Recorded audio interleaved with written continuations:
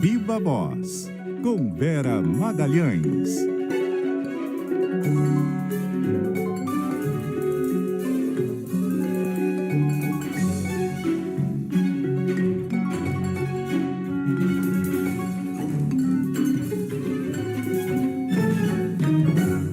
Vera Magalhães, boa tarde, tudo bem?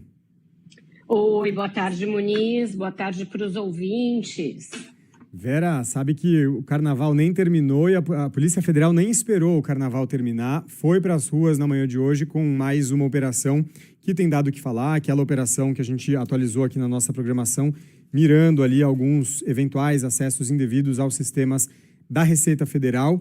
E esse é um caso que a gente conversa aqui agora com você, porque é mais uma decisão que está ali sob os cuidados do ministro Alexandre de Moraes do STF, que é uma decisão importante, é uma operação importante, mas que também acaba gerando muita repercussão, muito ruído a partir dela, né, Vera?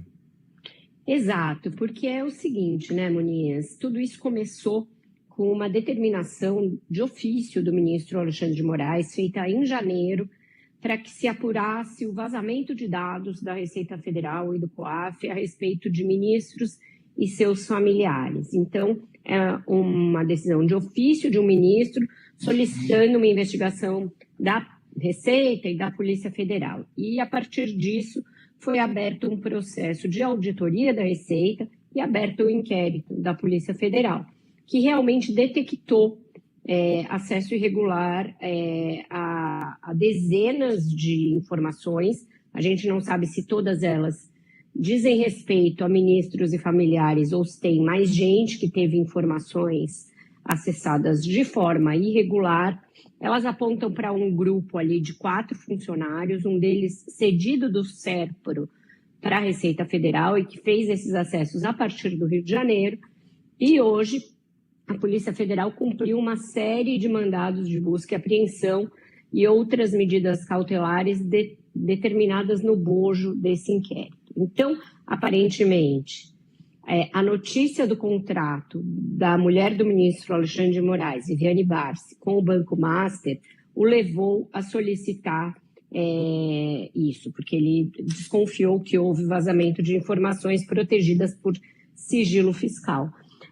E aí ele usa uma prerrogativa que ele tem como ministro do Supremo, que é pedir de ofício uma investigação sobre vazamento de dados sigilosos, que qualquer cidadão comum não dispõe dessa mesma prerrogativa. Se eu achar que os meus dados foram invadidos e que houve um acesso ilegal, vou ter que entrar com uma reclamação na Receita, isso vai gerar um processo administrativo que provavelmente vai levar anos, e talvez eu não obtenha resposta nenhuma. Então, a gente tem aí um evento complexo e com algumas considerações. De fato, houve um acesso irregular ao que tudo indica, mas isso só foi descoberto porque o ministro desconfiou e pôde lançar mão de um expediente excepcionalíssimo que ele pode utilizar e que, aliás, os ministros do Supremo vêm usando cada vez com maior frequência.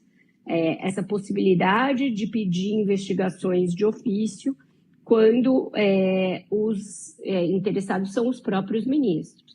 Isso não é um expediente que deveria ser usado a toda hora, e isso é, por exemplo, o que está na gênese lá atrás, tanto do inquérito das fake news, quanto daquela outra determinação do ministro Alexandre de Moraes de 2019 de sustar uma série de investigações da Receita Federal e do próprio COAF. Então, é algo que vem se repetindo com alguma frequência e que os ministros vão dizer que é necessário que se faça porque eles, como estão ali atuando em defesa da democracia, atuando numa série de outros processos, se tornam vulneráveis a esse tipo de espionagem e de arapongagem. Então, você tem argumentos justos de um lado e de outro, e você tem o uso de um expediente que só é possível ser utilizado por ministros do Supremo e não pela maioria dos cidadãos comuns. Então, é algo bastante controverso. Mas é aquilo, jogaram uma vara de pescar e realmente pescaram uma irregularidade, ao que tudo indica que é grave. É grave que você tenha ministros da mais alta corte do país sendo espionados por procedimentos ilegais. É grave que o sistema da Receita Federal esteja vulnerável a esse tipo de invasão, a esse tipo de vazamento.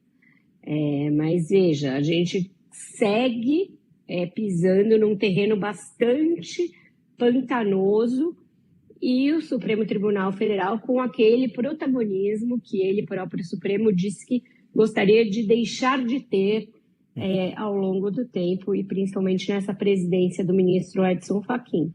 Agora, se não é uma decisão que está no bojo de qualquer inquérito, né, Vera? Se foi uma decisão ali independente, isolada, e tem aparentemente motivos de fato para ter sido feita, né? Aparentemente houve de fato irregularidades nesse acesso, talvez fosse uma investigação que devesse ser feita por outros meios, né? Outros meios legais, evidentemente, mas sem ter essa mistura ali da atuação do ministro com eventuais interesses particulares dele. Talvez fosse uma forma de garantir que fosse investigado sem essa contaminação política do caso, né? Seria muito bom. Agora, hoje, pelo que a gente vê, tem um pedido para essa operação de busca e apreensão feito pelo PGR, o Paulo Gonet, mas que é algo que também tem sido comum. O Gonet entrar ali fazendo os pedidos que precisam ser feitos para travestir a coisa de uma certa normalidade, essa normalidade que você tão bem sugeriu e que seria esperada e aguardada em qualquer tipo de procedimento. Mas, lá atrás, quando surgiu, foi algo que surgiu como uma determinação de ofício do ministro Alexandre de Moraes.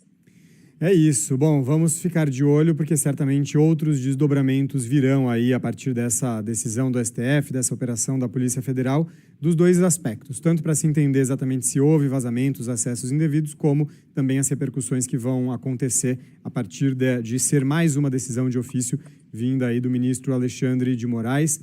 Vera Magalhães, obrigado, hein? Boa tarde para você. Até mais tarde no Ponto Final CBN. Obrigada e até mais tarde, Muniz. Um abraço.